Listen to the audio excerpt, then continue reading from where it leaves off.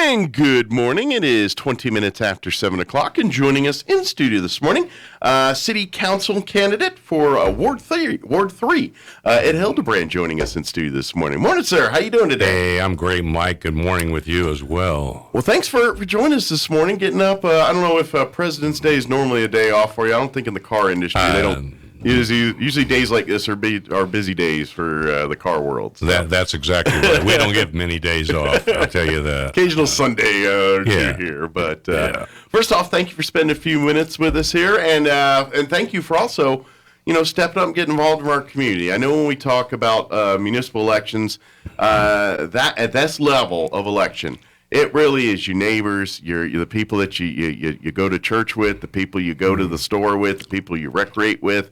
It really is a community-driven election. These are people that aren't politicians by trade, most of them. This is people that, they're your business owners and shop owners and moms and dads and people in our community here that just want a better community. So I do appreciate you throwing your hat in the ring, and you and all the candidates here, because we need that. Yeah, you're right, Mike. Thank you for that. And, I am just a concerned citizen in this community, just like you, just like anyone else is, and want to see things better for Roswell. Absolutely. And what do you define as better? That's what you have to define, and what the common thread that people, I've talked to a lot of folks that lived in this community I think I moved here in 1986. So I'm ingrained in this community and love this community as well. I first came here, Mike, in 86. I said, my kids didn't like it. They go, oh, my God, we moved from El Paso. Oh, this is terrible, Dad. I said, okay, we'll stay for 3 years. Well, Mike, I think I was with a zero behind it. That didn't work out. The 3-year plan didn't not work so well, did it? No. And this is home for me. It's absolute home. So, why did I decide to want to serve? And that's where I kind of wanted to go next is, obviously, we were talking right before, and your current employment, being the CFO for Crumlin Automotive Group and everything, that's still your second job, your retired job. You've done that as a retired, so, you've kind of been in retirement for a bit, but losing that term very loosely here. So this is supposed to be your years of you doing what you want. What made you say, A, first off, I'm going to, do my another job here. B, I'm going to, decide to be a lightning rod for the city and sign up for city council here. Yeah, well, Mike, I did retire, and then almost 7 years ago, I went back to work for the Crumlin Auto Group as their CFO, and one of the things I said, when I talked to Tom about that job was, it's got to be fun. He said, don't worry, we're going to have a lot of fun. We'll work the fun in. Yeah, we're fun. So I'm still there, man. So I'm not ready to retire. So it must be true. Yeah, Tom worked the fun in. Are you still, you would have, yeah, and retired still. So, I looked around, and Mike, I look at the composition that we have on the city council, and it's a diverse group of people that are on there.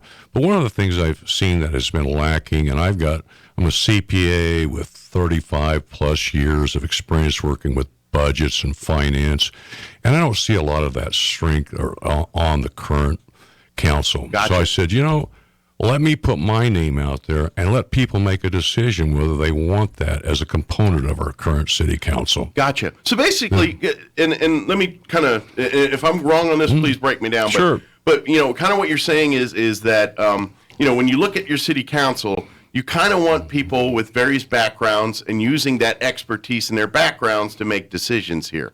Obviously, with the accounting, the financial world, everything there, that's something that's very needed on a city council, looking at budgets. Obviously, how a personal or business runs their budgets 10 times different than how a government entity runs their budget. But, having your experience on there adds to that. So, you're kind of saying, looking at the 10 we got up there now, you don't necessarily have someone who's got the financial background I have, and I think that would be an asset to this council. Well, I appreciate that, Mike, and that's absolutely true as well. Yeah. I look at it because you have diversity, and we need diversity, so that people understand things different and look at things at a different light than maybe someone else would look at it. I always say that if you look something head on, it looks like one thing. If you take maybe a 10-degree angle and look at it again, maybe it's something different than what you really see. Sure. So you need to have that input from everyone so that they understand. And the other one was, I want to make sure that the citizens are happy with the way our dollars are spent. Gotcha. I've talked to a lot of folks by knocking doors during this election cycle,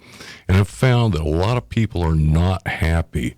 And some of the things they're not happy with, one, we hear about all the time, are our roads. Well, we can't fix those roads all overnight, but maybe we can shift some budget dollars to affect some change in that area. Okay. And look and see how effective our dollars are being spent. Do we need to be spending more dollars in fire and police protection? Because that's one of the things a city must provide for its citizens are the safety and welfare of those individuals. Okay. And we do that. So that's what some of the things I'm wanting to look at and be as a councilman, not just for Ward 3 people, but for every citizen. Just out of curiosity, do you think it's more of a shifting dollars thing, and or is it more than that? Is it, look and say, hey, the city has X amount in the general fund we're allowed to use here. We need to put higher proportions of that money towards roads, towards law enforcement, those types of things. Is that enough, or do you think there's like, okay, now we do that, but we got to get some direction on what we're doing with that money within those departments? Yeah, it's just like your household budget. You only have X limited amount. Whatever you bring in is all you can spend. And that's the way a city operates. And so, the reallocation of those funds are something that I think needs to be taken a hard look at. Gotcha. And I don't know, are there other avenues of state funding that we're missing? Are there avenues of federal funds that we're missing? Say we're putting all our hooks in all the right streams and everything. Right. Gotcha. That's all. Just make sure that we're exploring, just like in business, we explore every different avenue to see and set a goal. And then we monitor our goal. Sometimes there's a detour in the road, but you got to get back on the road. And that's what you've got to self-judge yourself. Sure. Shall I say? Absolutely. Yeah. Now, as far as we, like you said, we've looked at some of the issues in the past here in the last 8 years, certainly here, and I would, I think it's to say that the city has spent money on facilities here and our thing. Just curiosity on your side. Do you think they're doing it right? Do you think they're close? Do you think they're way off? What's kind of your opinion on some of the modifications and additions that has happened over the last several years here? Well, the city uses your money and they use my money. And people want to have a voice in the use of that money and how that money gets. We do have a great aquatic center or rec center, what do you want to call it. But a lot of people I've talked to were very unhappy that they did not get a voice in that. Okay. So, it's done, it's done. It's past, it's past. So you got to look towards the future. I would say I would never support a tax that's not looked at by the individual citizens of this community, that they have a voice in saying what they want to do. I hear that. It resonates. It's not. This is not just, as I say, it's not about me. It's about we. Sure. And you have to listen to what people are saying. Yeah. I would guess, too, just because of what your day job is, dealing with, because I imagine even as the CFO, you're constantly dealing with customers and things who, let's face it, buying a car is arguably the second biggest purchase a family makes usually in their time as a family. And so you probably talk a lot of numbers, talk a lot of financing, just in general with people, in their general finances through your day job there. So I imagine you probably get a chance to see, what a lot of people are thinking when it comes to their money and where it's going. Right. And I do that with customers. I do that with our employees as well. Yeah. Trying to educate people. Part of what I do is about their finances and what they do, and live inside your budget. And if you want more, but you want a bigger budget, then you got to go out and find a way to increase the income side of that as well. Gotcha. And I know as a young man, I used to work 2 jobs because I wanted to create my economic structure a little different than that. Not that that's not for everyone, but that's the way I've always been driven. How do I expand my economic base? Sure. And in a city, part of how we expand our economic base is growth.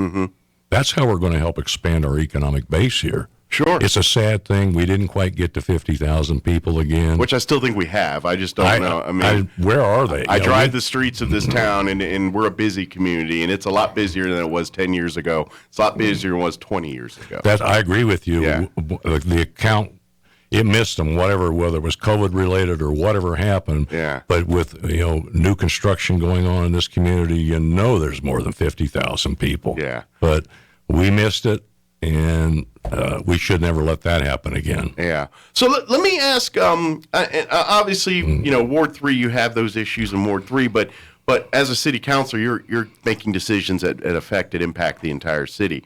I do want to talk a little bit about the airport here. I mean, obviously, that's a big area.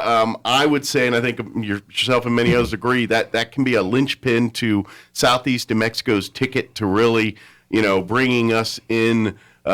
Bringing in more business, bringing in more people, but growth. That's kind of a linchpin to, I think, growth, not just for Roswell, but for Southeast New Mexico. How that's being done right now, your thoughts on that? Do you think it's a good partnership that cities working with other entities? Do you think it's not working? What's kind of your thoughts on that realm right now? Well, I've said for a long time that that's probably the greatest asset that the city has, besides its people. That's the best asset we have. But a physical asset, that airport has sit out there. And it's sat there and basically been idled for many, many years. It, at one point in time, was the longest runway in North America. I don't know where it ranks now. Maybe it's still right up there. It's still right up there. It was a B-52 base. Yeah. And so, I know the city now has gone on track. We've got a new hangar being built out there. That's a big start in going in the right direction, I believe, to create some growth in this community. And bringing some good paying jobs in as well. How much more can be done? I know we got the Mike Esperito at the Economic Development is doing a great job trying to bring in additional businesses as well. I think we have to work hand in hand with the city, the county, economic development, and the university out here. Put all those components together and help drive some growth and define what's needed out there at that airbase, which will bring additional jobs in here. Gotcha. I think the university's doing its part with that airframe mechanics program that they have. Yeah, they see the writing on the wall and see the place that they are located, and they're saying, well, let's offer programs that match the facilities we have here. That's exactly right. I don't remember how long you've been here, Mike, but back when we had an oil boom and a shortage of people to work on drilling rigs and things, that university had an oil drilling program out there. So they're being responsive and trying to help with the growth of this community as well. Yeah, absolutely. So let's go back to Ward 3 here. Obviously, you've probably been knocking on doors and visiting. Yeah. What's the folks in Ward 3? What's been some of the issues? I don't know if it's Ward 3 specific or city specific, but what's some common problems or issues or common things that people are talking to you about? Yeah. Well, Mike, I was in Ward 2, and then we redrew the district map, so Ward 3 is... And you haven't moved since the last election. I haven't moved. I'm still in the same house. I've been in that same house for 36 years.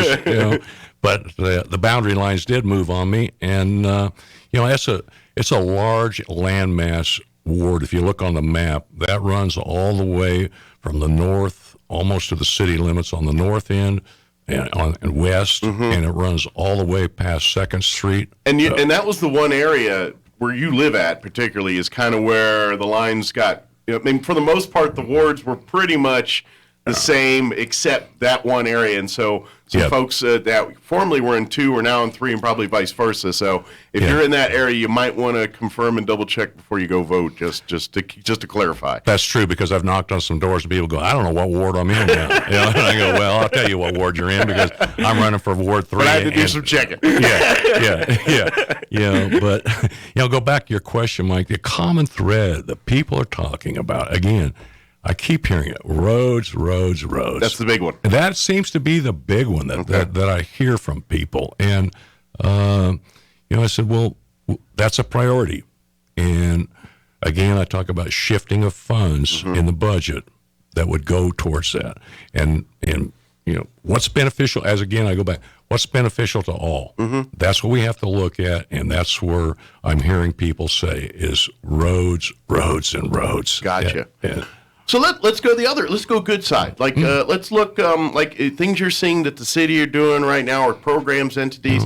Is there anything that you really like, man, they nailed it, I want to invest more time, money, effort into that? Is there things you're seeing right now citywide that you would like to see more done with that we're doing or that are going in the right direction? Well, let's talk about the airport. I think they're headed in the right direction with that airport. Because like I said, I've been here 38 years or 36, whatever the number is. And that thing sat out there for a long time, nothing happening. Nothing. Sure. And so now they've taken, along with the city and the county, we know we got those $5 million of funds couple of years ago to build some infrastructure out there.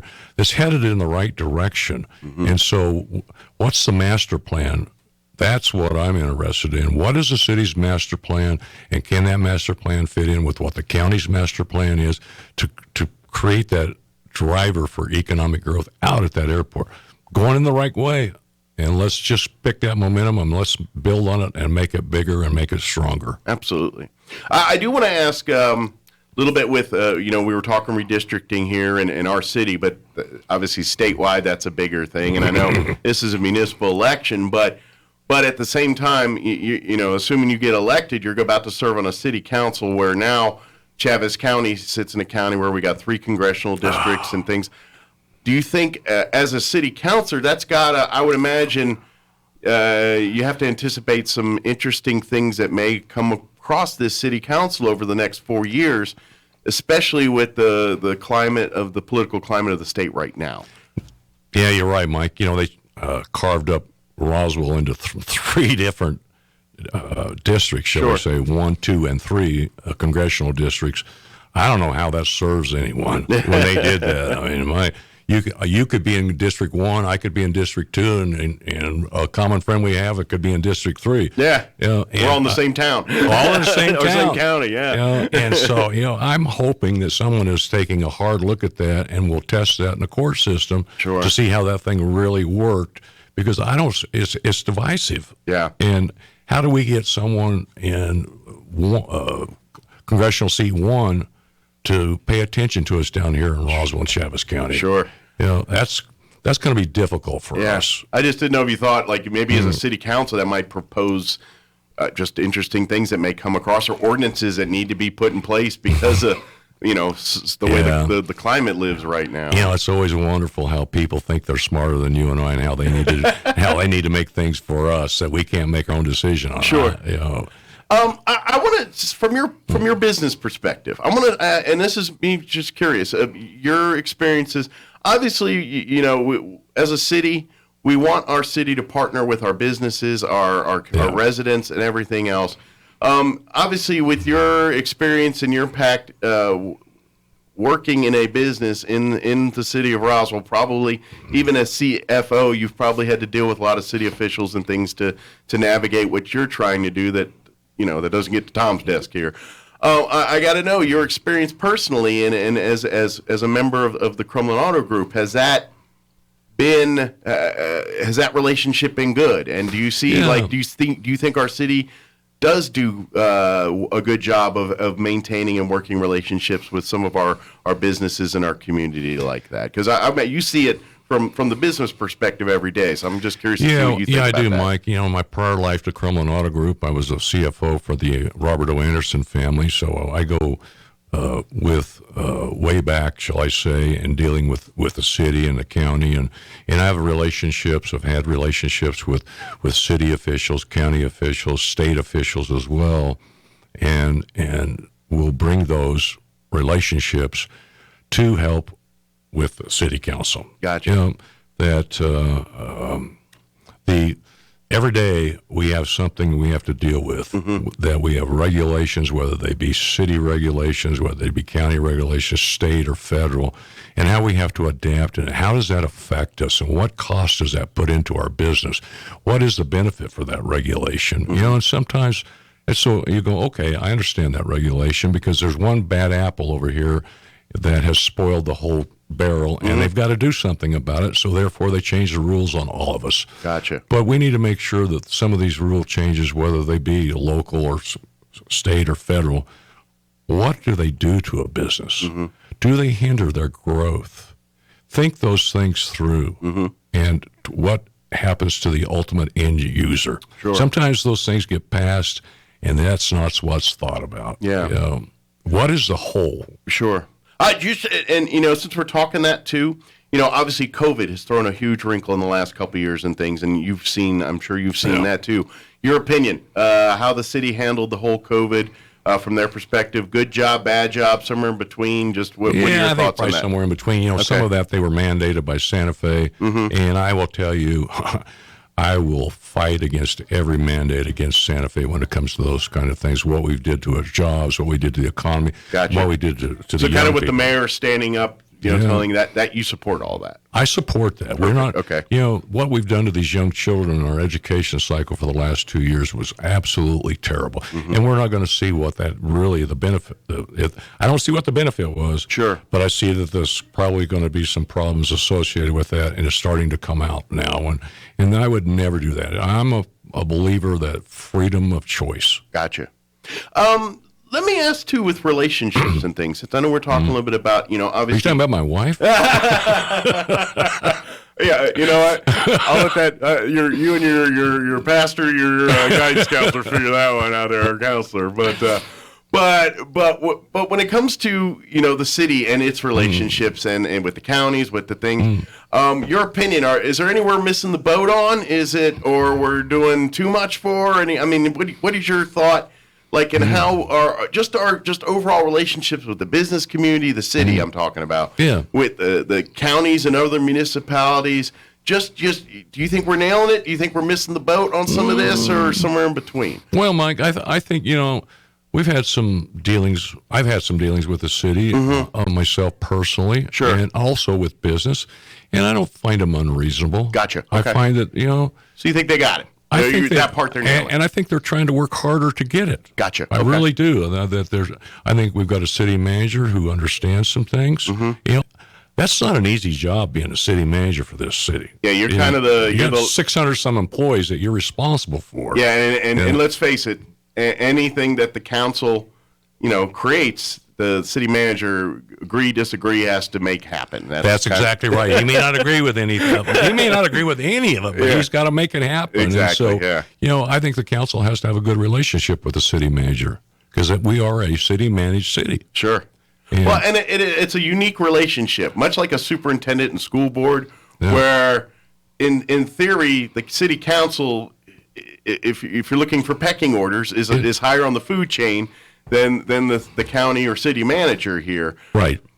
But the council has to kind of beat to the drum that the city manager is beating, if that makes sense. Well, that does. It's just no different than a large company where you have a board of directors who sets the tone and policies, and then you have a president, and a chief operating officer, and a chief financial officer, and they carry out those orders. And it's up to the city council to monitor that. And is it going the way of the desires of the citizens? Sure. And the citizens are the ones that the city council has to report to. Gotcha. So it's a fair balance, shall I say? And I want to also talk with you a little bit about financial too, because like you said earlier, one of the things you bring to the table is your financial experience, and having that experience on city council is something that would be treasured and needed. So let me ask this: as well as I do, government finances and private business finances are two beasts altogether here. A, kind of explain that difference, and B, kind of talk about how you, how you plan on, understand that concept and plan to work that too. Because I think, and I'm talking too much right now, but city finances, I mean, obviously, they're not designed to make a profit like a company would be or anything like that. So you have to treat where things go and where it comes from differently. But, kind of explain that and how the private sector and using some of that knowledge can help and actually in the government side. Well, I'll tell you one thing, Mike, that there is commonality is when you waste $1 in business, you don't get it back. When you waste $1 in city government, you don't get it back. Yeah.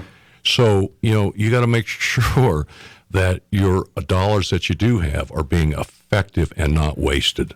And so that's one of the things I look at is in business, Are we wasting some dollars? Are those monies being effectively spent to create revenue? We look at it as creating revenue and creating profits. So, but it's no different than the city. Are we spending those dollars so that they're effective for the services that we're providing for the community? Gotcha. They're very similar in those avenues. So that's one of the things I want to look at because, again, don't waste it. Yeah. You don't get her back. Sure. And one of the other things too that people, and I think every citizen should understand is when a government entity gets money, it's not like your house where someone says, "Here's $20. Oh, we're going to use it and buy dinner tonight." Right. Or we're going to put in savings for. Yeah. Generally speaking, when the government gets money via grant or whatever, depending on where it comes from, it's earmarked for something specific. Oh, we got a grant, but it's for beautification of this. Or we got a grant, but it's only earmarked for the convention center. We got a grant, but we can only, or vice versa. No, we got a thing, it goes into our general fund, we can put it wherever we want to with it, and so where money comes from kind of dictates where it goes to sometimes. And that's a little different than a personal fund where someone says, Aunt Hilda just sent you $1,000. Oh, great. But you got to use it for this now. You do it where you see best. Yeah, I can take a vacation if I want to. We can't take a vacation on city fund money, but you're absolutely right. The city's constrained, just like any other government entity is constrained by the rules and regulations associated with that money coming to it. And so, again, but you want to make sure that is effectively spent. Sure, absolutely. No matter what the rules that they put on that money coming to the city. Yeah. If it was for beautification, okay, let's define what beautification means, what defines where we're going to put that beautification, and so you have some leeway in some of that, but again, effectively spending it. Gotcha. I'm kind of curious, and this is just a gee whiz, and we're running out of time, but I want to, because you're a financial guy, I want to ask this. When obviously cities, municipalities, companies, they have credit ratings just like the average person does. Are they exactly like because I've heard it touted where they'll talk about, it's like, well, the city's got a great credit rating, we're going to be able to do this and this and this. Right. I'm just curious, does that mean something? Like how does a business or a government's credit rating, is it similar to you and I's personal credit rating, or is it a different animal altogether? No, I think they're somewhat similar, Mike, because you look at a credit rating and it's all, what is your risk factor? For those that are loaning you money, will say, well, he's not a very good risk, so the risk associated with that, I've got to tack on a little higher interest rate to cover what I think is my risk of default. And the same thing with the city. If we have a great credit rating, when the city ever goes out to borrow funds on bond issues, we'll get a better rate than what's the city who doesn't have that. People always look at, well, what's my credit score? Top's credit score is 850. You go all the way down. Banks will look at people just like they look at municipalities. What is their credit score? Gotcha. And what's their effective cost of borrowing? Gotcha. So they're very similar.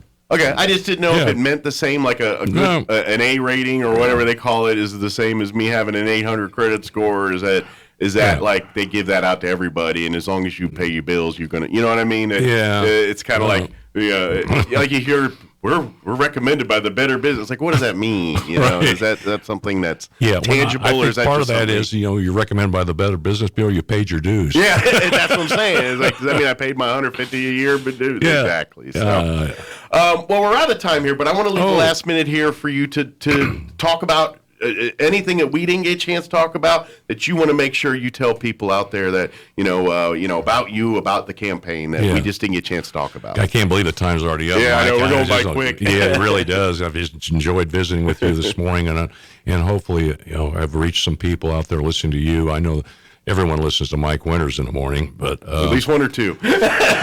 Yeah, I know my wife's listening. So yeah, be careful. Yeah, you're right. I've gone down that hill where I say things and I get home later and find out that wasn't so cool. Yeah, Mike, I just started out to say I want to give the voters of Ward 3 a choice, and let them make the decision. They know I have a strong financial background, like I said earlier. They know that I will look after their dollars just like I've looked after everyone that I've been employed with.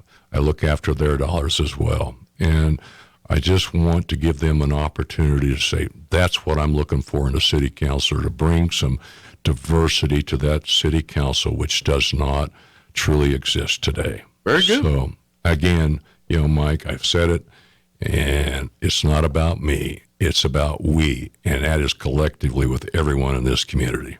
If anybody's listening, wants to talk to you, get a hold of you, ask you questions, maybe, ask for yard signs, all the election stuff, what's the best way to get a hold of you? Well, believe it or not, Mike, I have a landline. What's that? It's a rotary phone. Yeah.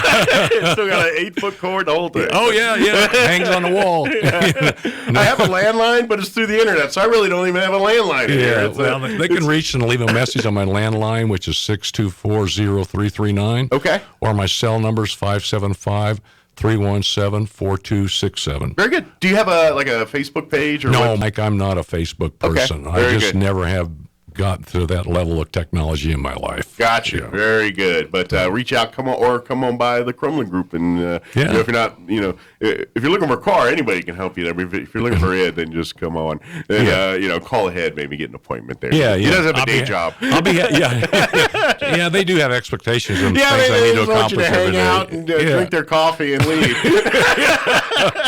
Yeah, I wouldn't be a very effective leader if I did that. You won't be a very CFO for very long. No. Mike, you're wonderful. Thank you. Appreciate it, and we look forward. And of course, if you get elected here at any time, we'd love to have you come on and as city councilor and keep us up to date. Appreciate it. I hope so, Mike. Awesome. Thank you, sir. Thank you. All right, it is